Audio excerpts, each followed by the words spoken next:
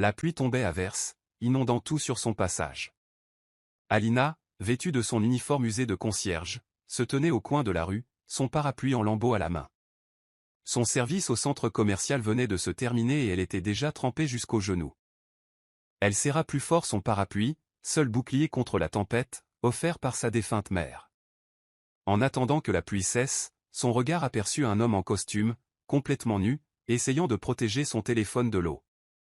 L'homme avait l'air étrange, non seulement à cause de son costume trempé, mais aussi à cause de ses jurons étouffés, sans parvenir à héler un taxi.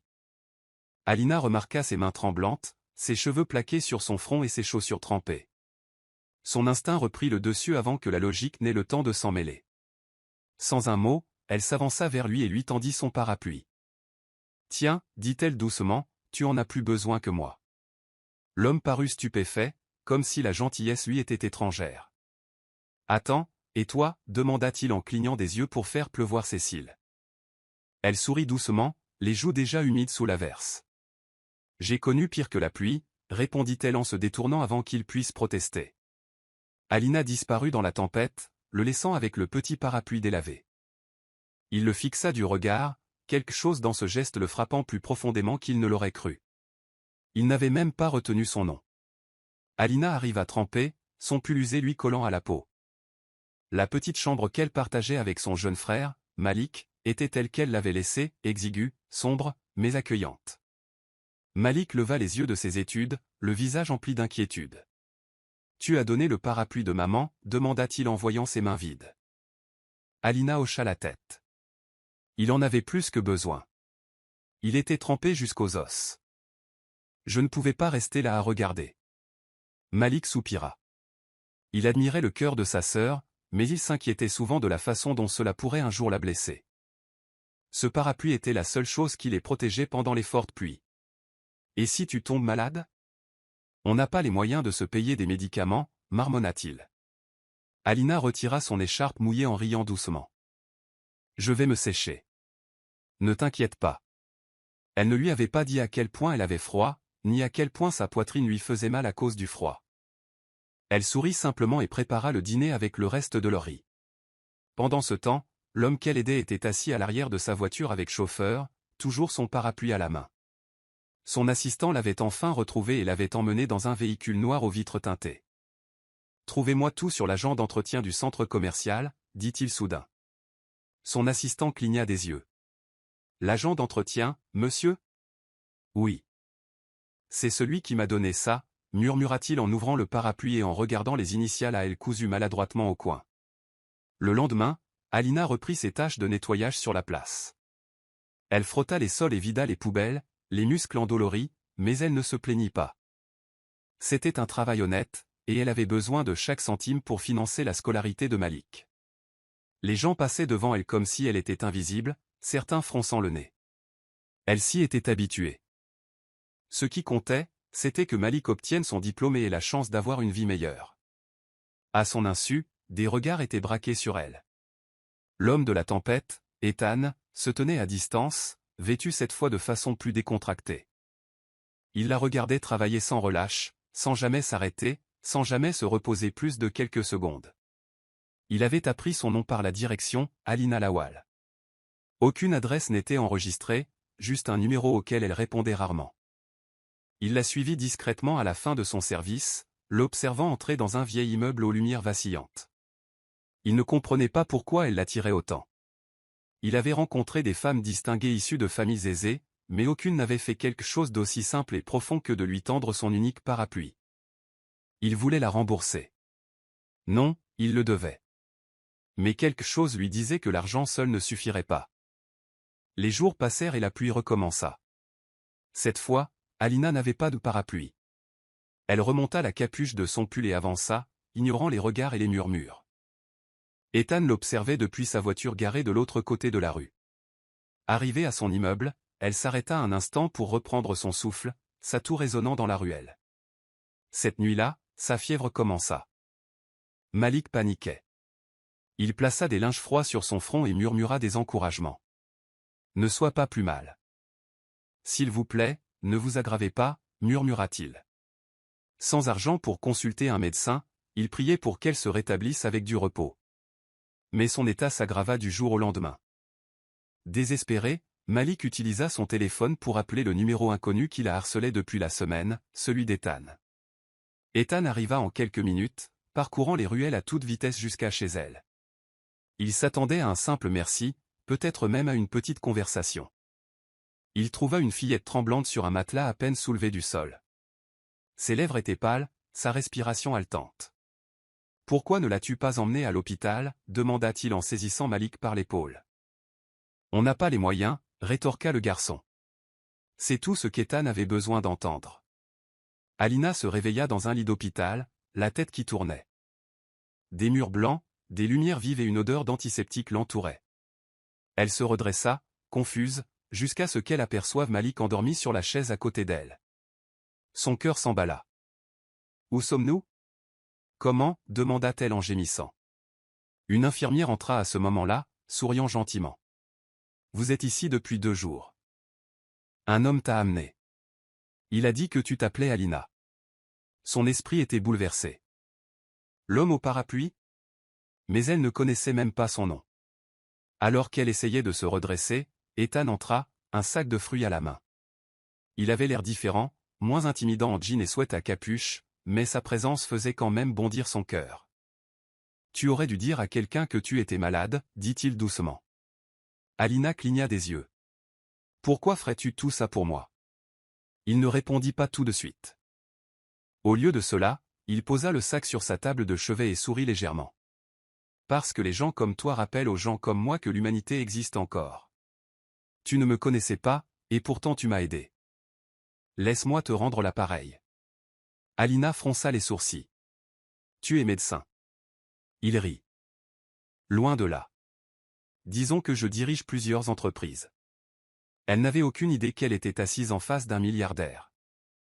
Ethan s'est arrangé pour payer toutes les factures d'hôpital d'Alina et a même renvoyé Malik chez lui avec des provisions.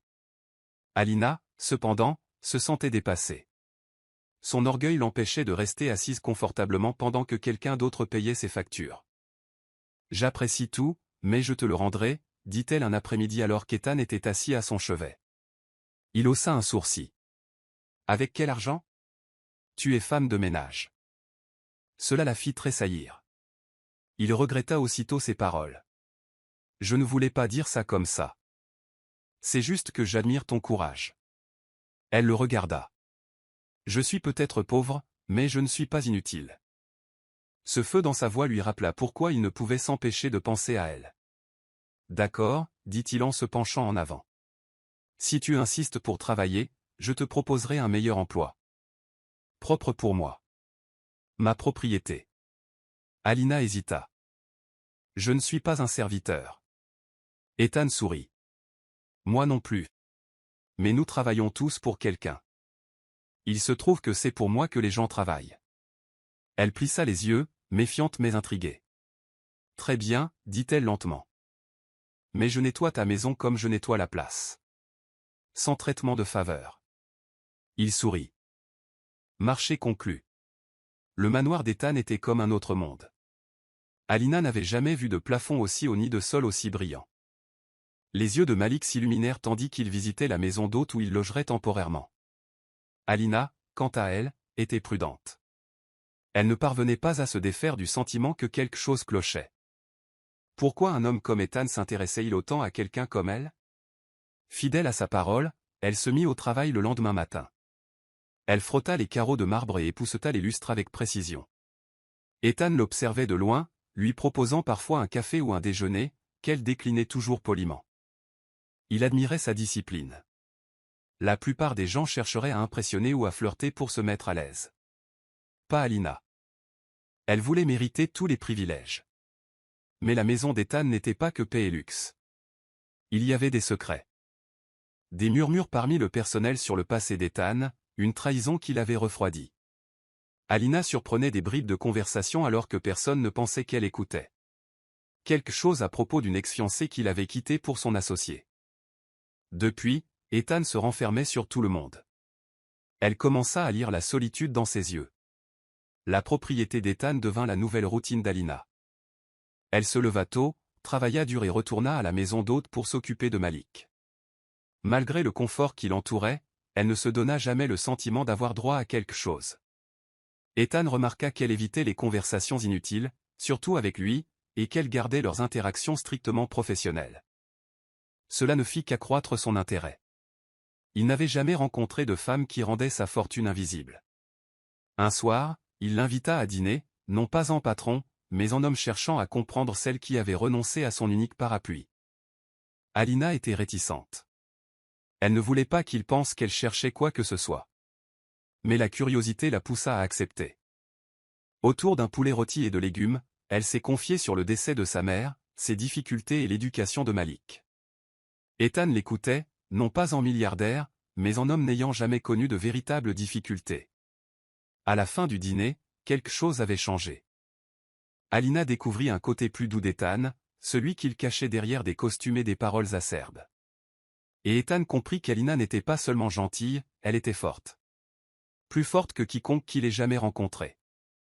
Cette nuit-là, il resta éveillé, repensant à son rire, à la façon dont son regard s'adoucissait lorsqu'elle parlait de son frère. Il était en danger. Le lendemain, une tempête se préparait, cette fois à l'intérieur du manoir. La cousine d'Ethan, Vanessa, arriva sans prévenir. Grande et élégante, avec des talons hauts et un regard perçant, elle aperçut Alina époussetant l'escalier et haussa un sourcil. « Qui est-ce » ? Encore un projet de pitié, dit-elle assez fort pour qu'Alina l'entende. Ethan est intervenu rapidement. Elle est membre du personnel et invitée. Traite-la avec respect, ricana Vanessa. Tu ramasses toujours les chiens errants dans la rue, n'est-ce pas? L'expression d'Ethan devint froide. Surveillez vos paroles. Alina resta figée, incertaine de ce qui la choquait le plus, l'insulte de Vanessa ou la défense d'Ethan. Elle reprit ses fonctions sans un mot, mais le mal était fait. La nouvelle se répandit rapidement parmi les autres employés, et des rumeurs commencèrent à circuler. Certains disaient qu'Ethan éprouvait des sentiments pour la femme de ménage. Plus tard, dans le calme de sa chambre, Alina confia ses doutes à Malik. « Je n'ai rien à faire ici, murmura-t-elle. Je me sens comme une tache sur des draps blancs. » Malik fronça les sourcils. « Mais tu as gagné ta place. Tu n'as pas mendié. Tu as travaillé dur. N'est-ce pas ce que tu m'as toujours appris ?» Ces paroles lui sont restées en mémoire longtemps après son sommeil. Peut-être avait-elle gagné plus qu'elle ne le pensait. Une semaine plus tard, Ethan invita Alina à l'accompagner à une exposition d'art privé. « Tu aimes les tableaux, n'est-ce pas » demanda-t-il d'un ton détaché. « Je t'ai vu admirer celui dans le couloir. » Alina hésita. « Je n'ai jamais visité d'exposition. Je n'ai même pas les vêtements pour ce genre d'endroit. » Ethan sourit. « Laisse-moi m'en occuper. » Alina détestait être un cas de charité, mais la curiosité l'emporta une fois de plus. La robe qu'il lui avait choisie était simple mais élégante, une robe bleu marine qui la moulait avec pudeur. Lorsqu'elle entra dans la galerie avec lui, tous les regards se tournèrent. Personne n'aurait deviné qu'elle était femme de ménage. Ethan marchait fièrement à ses côtés, ignorant les regards et les murmures. Il ne la présenta à personne, non par honte, mais parce que cette soirée était rien que pour eux. Après l'exposition, ils allèrent se promener au clair de lune. Alina éclata de rire, pour la première fois depuis des semaines.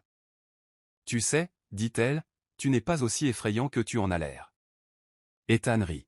« Et tu n'es pas aussi fragile que tu le prétends. » Ils s'arrêtèrent dans un endroit calme au bord de l'eau. Leurs regards se croisèrent. L'espace d'un instant, l'air entre eux s'alourdit d'un non-dit. Mais aucun des deux ne bougea. Pas encore. De retour au manoir, le personnel bourdonnait de ragots. « Tu les as vus ensemble » murmura un cuisinier. « Elle l'a ensorcelé » ajouta un autre. Vanessa était furieuse. Elle a confronté Ethan le lendemain matin. « Tu te rends compte de l'impression que ça donne? Toi, un milliardaire, à parader avec ta femme de ménage ?»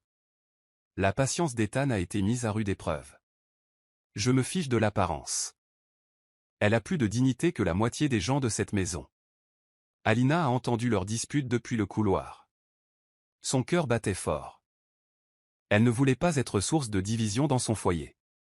Ce soir-là, elle frappa à la porte du bureau d'Ethan. « Je crois que je devrais partir » dit-elle doucement. Ethan leva les yeux, surpris. Pourquoi? Parce que je crée des problèmes. Je ne suis pas venu ici pour détruire ton monde, répondit-elle. Sa mâchoire se serra. Et je ne t'ai pas amené ici pour disparaître quand les choses se compliquent. Il se leva et marcha vers elle. Alina, tu m'as donné quelque chose que personne d'autre n'a jamais reçu, une gentillesse sincère. Tu ne m'as pas demandé qui j'étais, tu m'as juste aidé. C'est plus important que les titres. Alina cligna des yeux pour retenir ses larmes. Je ne veux pas de ta pitié. Ethan s'adoucit. Alors, n'accepte pas ma pitié. Accepte mon amitié, ou plus, si tu me le permets. L'air crépitait entre eux. Cette fois, elle ne s'enfuit pas. Leur lien se renforça. Ethan commença à prendre le petit déjeuner avec Alina et Malik dans le jardin. Il aidait Malik dans ses devoirs et lui apprit même à nager. Le manoir, autrefois silencieux, était rempli de rire et de chaleur. Mais tout le monde n'était pas ravi. Vanessa a engagé un détective privé, déterminé à fouiller dans le passé d'Alina et à trouver quelque chose qui pourrait la ruiner. Elle a rapidement trouvé ce qu'elle cherchait, une photo du père d'Alina menottée, datant d'il y a des années. Il avait été arrêté lors d'une manifestation qui avait dégénéré. Vanessa ne perdit pas de temps. Elle imprima la photo et confronta Ethan. « Tu te crois toujours une sainte ?» demanda-t-elle en la claquant sur son bureau. Ethan fixait la photo, la mâchoire serrée. « Tu fouilles dans le passé d'une femme comme si c'était elle qui la définissait ? C'est bas, même pour toi. » Mais le doute avait été semé. Ce soir-là, Ethan devint distant. Il ne l'appela pas, ne lui rendit pas visite. Alina remarqua immédiatement ce changement. Malik demanda ce qui n'allait pas, mais elle n'avait pas de réponse. Seule dans sa chambre, elle fixa son reflet et murmura, « Peut-être que nous n'appartenons pas à son monde, après tout. » Alina décida de le confronter. Elle trouva Ethan dans son bureau, les yeux rivés sur la photo posée sur son bureau. « Alors, tu l'as vu ?» dit-elle. « Oui », répondit-il sans lever les yeux. « Pourquoi ne me l'as-tu pas dit ?» Alina croisa les bras. « Parce que ça ne me concerne pas. J'étais une enfant. Mon père a fait des choix que je ne pouvais pas contrôler. » Ethan a finalement croisé son regard. « Je sais. Mais les gens de mon monde utiliseront ça contre toi. Contre nous. » Le cœur d'Alina se serra. « Alors c'est tout ? Tu te soucies de ce qu'ils pensent ? » Ethan se leva brusquement. « Non. C'est juste. Je ne veux pas que tu souffres. » Alina recula, les larmes menaçant de couler.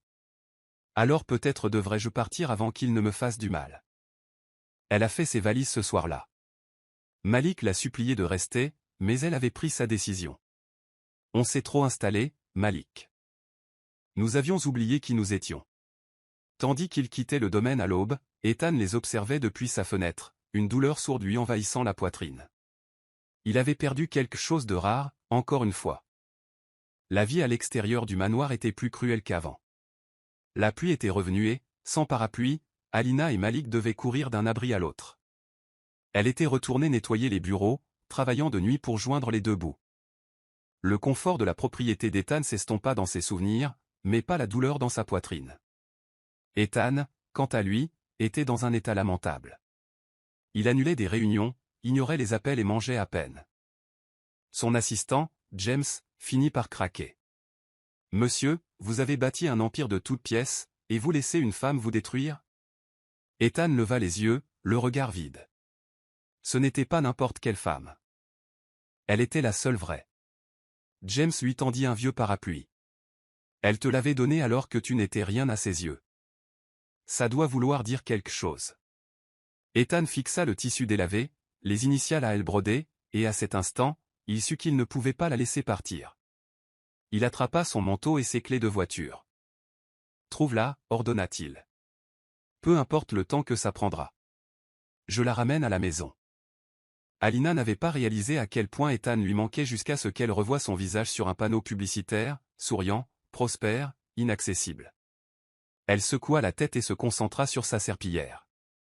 C'était sa vie désormais. Mais la douleur refusait de s'en aller. Malik ne s'adaptait pas bien non plus. Il souriait à peine, fixant souvent la photo qu'ils avaient prise dans le jardin du manoir. Un après-midi, Alors qu'Alina sortait de l'immeuble de bureau qu'elle venait de nettoyer, une voiture noire s'est arrêtée à côté d'elle. Un homme en costume a baissé la vitre. « Mademoiselle Alina ? Monsieur Ethan requiert votre présence. » Elle le fixa du regard. « Dis-lui que je ne suis pas intéressé. » L'homme ne bougea pas. Il ne pose pas cette question en tant que milliardaire. Il la pose en tant que quelqu'un qui ne peut pas dormir sans savoir si vous allez bien. Sa poitrine se serra. Elle aurait voulu dire non, claquer la porte sur ce chapitre. Mais son cœur lui murmurait une autre vérité. Elle baissa les yeux sur ses chaussures en lambeaux, puis sur le petit visage de Malik qui apparaissait derrière elle. « D'accord, dit-elle. Une seule rencontre. C'est tout. » L'homme hocha la tête et ouvrit la portière. Le col l'appelait, et Alina allait l'affronter. Ethan attendait devant sa résidence privée, arpentant la rue comme un adolescent nerveux. Quand la porte s'ouvrit et qu'Alina entra, son cœur s'arrêta. Elle paraissait fatiguée, usée, mais toujours aussi belle. Malik se jeta dans ses bras avant que quiconque puisse parler. « Tu m'as manqué » s'écria-t-il. Ethan le serra fort dans ses bras, les larmes aux yeux. « Tu m'as manqué aussi, petit bonhomme. » Alina se tenait raide. « Tu voulais me voir ?» Ethan hocha la tête. « Il fallait que je te dise que j'avais tort. J'ai laissé les opinions des gens m'envahir. J'aurais dû te défendre, pas m'éloigner. » Elle cligna des yeux. « Et maintenant ?» Il fit un pas de plus. « Maintenant, je me fiche de ce qu'ils disent. Je te veux ici, avec moi. Comme partie intégrante de ma vie. Pas comme femme de ménage. Comme quelqu'un que j'admire. » En tant que personne, Alina leva la main. « Ne dis pas ça si c'est par culpabilité. » Ethan secoua la tête. « Ce n'est pas de la culpabilité. C'est de la gratitude, de l'admiration, peut-être de l'amour. Tu m'as donné un parapluie alors que tu n'avais rien. Cela signifiait plus pour moi que toute la fortune que j'avais bâtie. » Ses yeux se sont embués de larmes, mais elle n'a pas répondu. Pas encore. Son cœur avait besoin de plus que de mots, il avait besoin d'action. Ethan ne lui mit pas la pression. Il la laissa partir ce soir-là avec une seule promesse, cette fois, je me battrai pour toi. Alina retourna dans son quartier, déchirée. Elle voulait lui faire confiance, mais la vie lui avait appris la prudence. Elle se consacra au travail, espérant que le temps déciderait pour elle. Mais chaque goutte de pluie lui rappelait le parapluie qu'elle lui avait tendu un jour. Pendant ce temps, Ethan se présentait à l'école du quartier pour prendre des nouvelles de Malik. Il apportait des fournitures, aidait à réparer la cour de récréation et donnait un cours de gestion aux plus grands. La nouvelle s'est vite répandue. Alina l'a appris et a froncé les sourcils. « Il essaie d'acheter notre confiance » a-t-elle marmonné. Mais Malik était ravi. « Il m'a même aidé pour mes devoirs de maths, Alina. » Malgré elle, Alina commençait à s'adoucir. Un après-midi pluvieux, elle ouvrit sa porte et trouva Ethan tenant un nouveau parapluie. « Cette fois, dit-il, il est à moi. Et je te le donne. » Ses lèvres tremblaient. Elle prit le parapluie, mais ne dit toujours rien. La tempête dehors était à l'image de celle qui la rongeait, chaotique, imprévisible, mais pourtant pleine d'espoir. Les semaines passèrent. Ethan continua de rendre visite à Alina, sans jamais la forcer, mais toujours présent. Il passa du temps avec Malik, apprit à cuisiner des plats locaux auprès du voisin et aida même à réparer la fuite du toit d'Alina. Lentement, les murs qu'elle avait érigés autour de son cœur commencèrent à s'effondrer.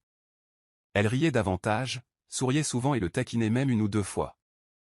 Mais alors que les nuages se dissipaient, les ennuis revinrent. Vanessa, furieuse de l'échec de ses tentatives pour détruire Alina, fit un dernier geste. Elle divulgua aux médias la photo du père d'Alina et une fausse histoire selon laquelle Alina serait une croqueuse de diamants. La presse à scandale explosa. Le téléphone d'Ethan n'arrêtait pas de sonner. Les actionnaires paniquaient. La réputation de son entreprise était en jeu. Alina a vu les gros titres et son cœur s'est brisé. « C'est exactement pour ça que je ne voulais pas rester », a-t-elle dit à Ethan. « Ton monde dévore les gens comme moi. » Ethan lui prit la main. « Alors, brûlons leur monde et construisons le nôtre. » Elle s'écarta. « Non. Pas comme ça. J'ai besoin de disparaître un moment. Laissons les choses se calmer. » Et avant qu'il puisse protester, elle était partie. Alina était hors service. Pas d'appel. Pas de message. Malik est resté chez un ami de la famille pendant qu'elle prenait un emploi de femme de ménage dans une autre ville sous un faux nom. Elle avait besoin de temps pour réfléchir, pour guérir. Elle ne voulait pas être perçue comme un cas de pitié pour Ethan ou un scandale médiatique. Elle voulait se remettre sur pied.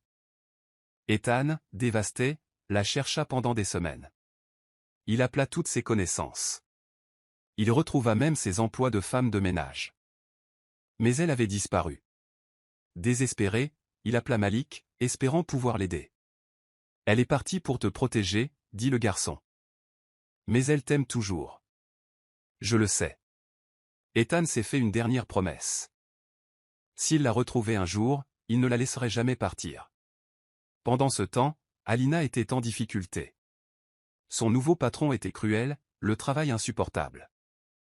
Malik lui manquait, le sourire chaleureux d'Ethan lui manquait, et même le parapluie qu'elle portait autrefois lui manquait.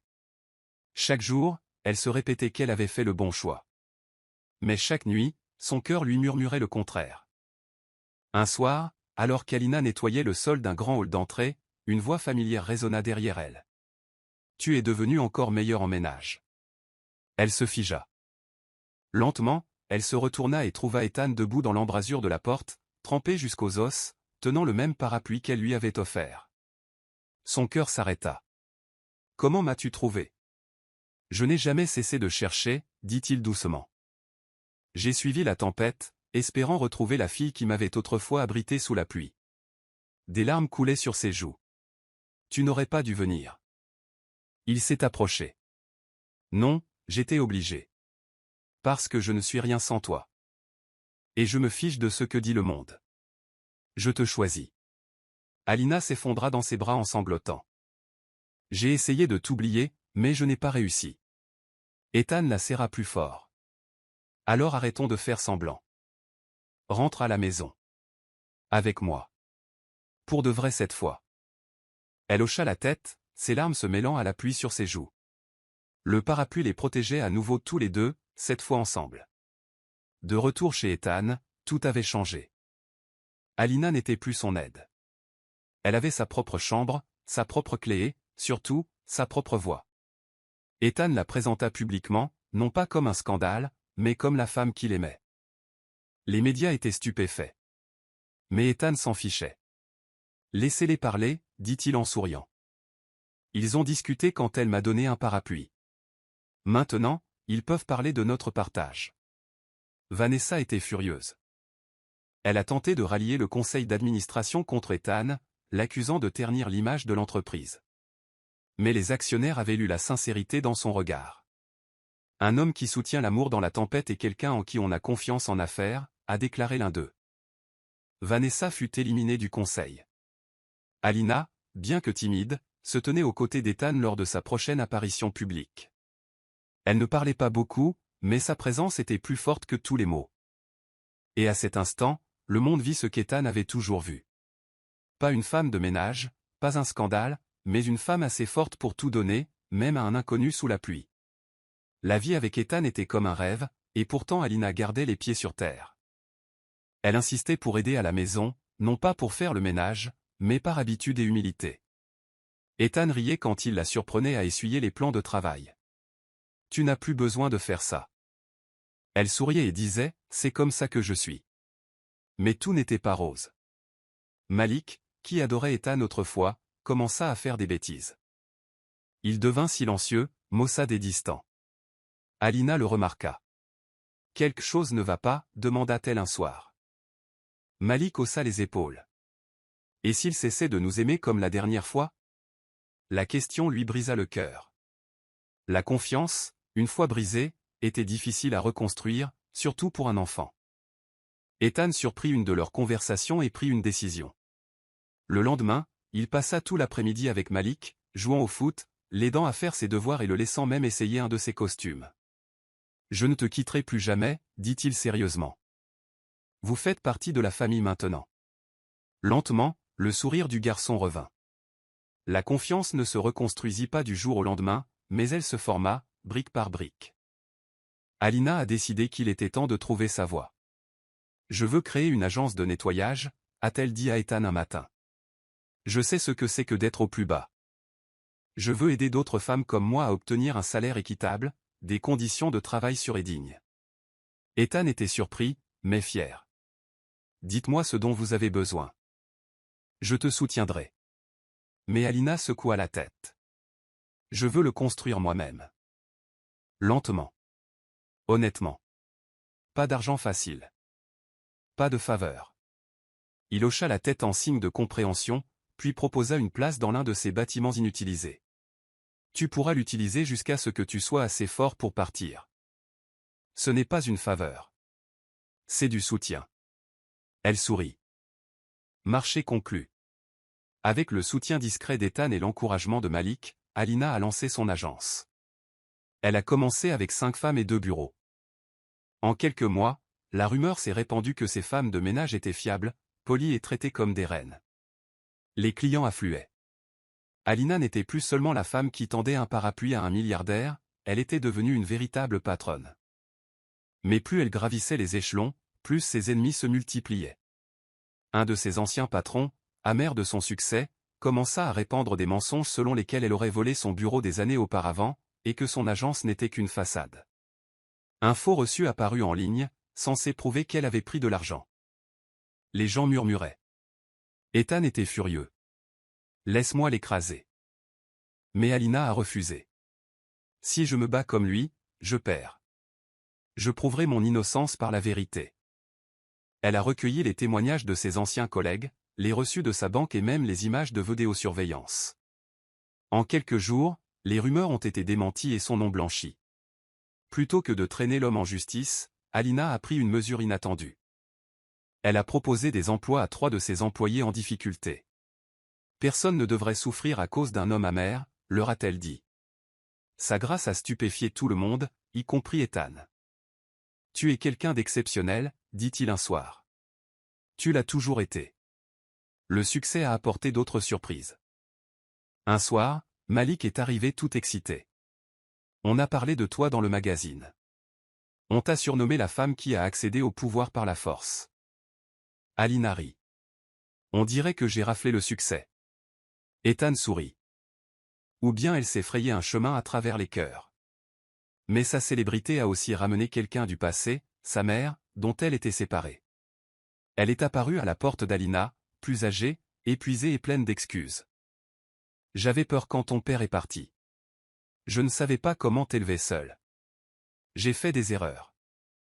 Alina ne savait pas quoi dire. Tant d'années de silence ne pouvaient être effacées par une seule conversation. Pourtant, elle écoutait. Ethan l'observait en silence depuis le couloir, la laissant décider. Finalement, Alina dit, « Je ne sais pas encore si je peux te pardonner. Mais je suis prête à essayer. » Ce n'était pas parfait, mais c'était un début. La pluie tombe différemment sur les vieilles blessures. Soit elle aggrave la douleur, soit elle favorise l'émergence de nouvelles blessures. Pour fêter le premier anniversaire de son agence, Alina a organisé un dîner pour le personnel. Ethan a insisté pour que ce soit dans sa maison, mais elle a ri. Il serait trop nerveux pour s'amuser. On le fera à la cantine de Mama Rose. Là où on mangeait avant. Ethan adorait ça chez elle, toujours ancré dans ses racines. Le dîner a été un succès. Les femmes ont raconté comment l'agence avait changé leur vie. L'une d'elles a même pleuré en disant « Tu m'as sauvé, Alina. Je n'avais aucun espoir avant toi. » Malik distribuait des fleurs, et Ethan était celui qui applaudissait le plus fort. Pour Alina, ce fut le moment de plus grande fierté de sa vie, et non pas à cause de sa richesse. Mais à cause de l'impact, plus tard dans la nuit, Ethan la prit par la main et la conduisit dehors. La lune était haute, les étoiles brillaient. « Tu es devenue la femme que j'ai toujours cru que tu pouvais être, » murmura-t-il. Elle le regarda. « Et toi, tu es devenu l'homme à qui j'avais donné un parapluie sans savoir qui tu étais. » Ils rirent, le ciel se mit à pleuvoir doucement à nouveau. Mais alors que la vie prenait un rythme paisible, une lettre arriva qui bouleversa Alina. Elle venait de son père. Il était malade, vivait dans un quartier délabré et demandait pardon. Malik a entendu la conversation. « On va voir grand-père » a-t-il demandé. Alina était déchirée. Elle ne l'avait pas revu depuis qu'il les avait abandonnés. Mais quelque chose en elle lui disait oui. À leur arrivée, l'homme ne ressemblait guère au souvenir qu'elle avait de lui. Maigre, fatigué et plein de remords, il lui tendit la main. « J'ai entendu dire que tu étais devenu quelqu'un d'important. » Alina resta silencieuse un long moment. Puis elle parla. « Je suis devenu quelqu'un malgré ceux qui m'ont quitté. » Mais elle resta et écouta. Car c'était elle désormais, forte, mais bienveillante. Ethan attendait dans la voiture avec Malik, la laissant seule. À son retour, elle a dit « Il ne fait pas partie de ma vie. Mais il fait partie de mon passé. Et je ne le laisserai pas empoisonner mon avenir. » Ethan la serra contre lui. « Tu es la femme la plus courageuse que je connaisse. » Elle sourit tristement. « Non, je suis juste la femme qui a appris à gérer sa propre tempête. » Ethan avait prévu une surprise. Un soir, il emmena Alina et Malik dans un parc qu'ils n'avaient jamais visité. Des lanternes flottaient dans l'air, une musique douce résonnait et une petite foule se rassemblait autour d'une fontaine. Alina regarda autour d'elle, perplexe. Que se passe-t-il? Ethan s'agenouilla. Malik haleta. Je ne savais pas qui tu étais quand tu m'as tendu ce parapluie, dit-il. Mais maintenant, je sais exactement qui tu es. Tu es la femme que je veux à mes côtés, dans la tempête comme au soleil. Veux-tu m'épouser? La foule acclama tandis qu'Alina se couvrait la bouche, les larmes coulant à flots. Oui, murmura-t-elle. 1000 fois oui. Malik courut les serrer dans ses bras. Ethan lui glissa une bague au doigt, pas accent grave-l'œil, juste élégante. Comme elle. Et le ciel, comme pour bénir leur instant, s'ouvrit d'une douce pluie argentée. De nouveau, ils se retrouvèrent sous le même parapluie, mais cette fois en famille. Leur mariage fut modeste, mais magique. Amis proches, employés de l'agence d'Alina et quelques fidèles collaborateurs d'Ethan étaient réunis dans un jardin à ciel ouvert. Malik était le porteur des alliances, un sourire jusqu'aux oreilles. Ethan ne pouvait détacher son regard d'Alina dans sa simple robe ivoire. Après l'échange des vœux, la voix d'Ethan se brisa. « Tu m'as appris que la gentillesse n'est pas une faiblesse. Cette force peut naître du silence. Qu'un cœur qui donne, même quand il n'a rien, est le plus riche de tous. » Alina sourit à travers ses larmes. « Et tu m'as appris que l'amour, le véritable amour, ne se demande pas qui tu étais, mais embrasse qui tu es devenu. » Tandis qu'ils s'embrassaient sous l'arche, la pluie recommença à tomber, légère, douce, poétique. Quelqu'un courut chercher des parapluies, mais Ethan l'en empêcha. « Que la pluie tombe, murmura-t-il à Alina. C'est notre temps. » Ils restèrent debout sous la bruine, enlacés. Après tout, la pluie avait toujours été le début de leur histoire. Le mariage apportait de nouveaux défis et de nouvelles joies. Alina a dû apprendre à concilier son entreprise en pleine croissance avec sa nouvelle vie de famille. Ethan a dû prendre du recul et laisser sa famille s'épanouir. Malik, ravi d'avoir une vraie famille, a commencé à appeler Ethan « papa » naturellement. Mais une tempête se profilait du côté des affaires. L'un des rivaux d'Ethan a porté plainte, affirmant qu'Ethan avait utilisé des relations privilégiées pour aider l'agence d'Alina à prospérer. Les médias se sont à nouveau rués sur le sujet, transformant le récit en un milliardaire bâtissant l'empire de sa femme. Alina était furieuse. « J'ai travaillé dur pour ça. Personne ne me l'a donné. » Plutôt que de réagir, elle est passée en direct à la télévision. « J'ai offert un parapluie à un homme alors que je n'avais rien. Je ne savais pas qui c'était. C'est le genre de femme que je suis. Et c'est le genre de leader que j'ai été. Mes collaborateurs vous le diront. Mes clients vous le diront. Je n'ai pas besoin du nom de quelqu'un d'autre pour réussir. Je me suis forgé mon propre nom. Et le monde, pour une fois, l'a cru. »